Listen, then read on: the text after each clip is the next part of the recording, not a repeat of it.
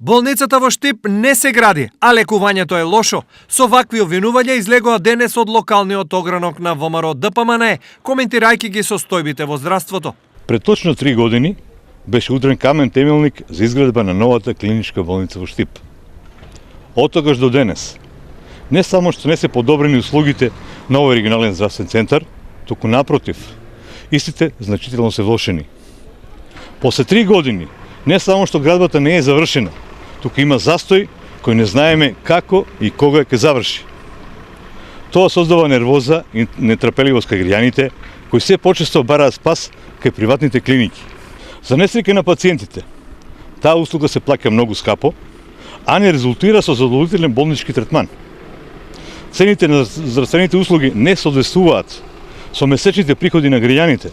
Нивото на услуга е поднормалното и граѓаните се затечени од лошото функционирање на болницата. Бараме одговорност од менаџерскиот тим, кој изминатите години почесто беше на семинари и патувања платени од државниот буџет, околку што работеше на решавање на проблемите на пациентите. Од клиничката болница ги демантираа ставовите на ВМРО ДПМН, порачувајќи им кога зборуваат за условите во оваа институција да се свртат малку наназад.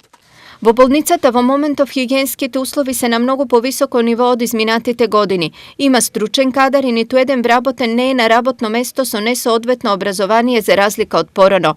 Бидејќи барате одговорност од директорот за наводни семинари, патување и плаќање од државниот буџет, вие, а и целокупната јавност мора да го знае следното. За 20 месеци, колку што е директорот на оваа функција, на сметка на болницата има отидено само еднаш на семинар за новиот закон за јавни набавки, а во едни други времења се трошеа 600.000 денари за 6 месеци по угостителските објекти во Штип.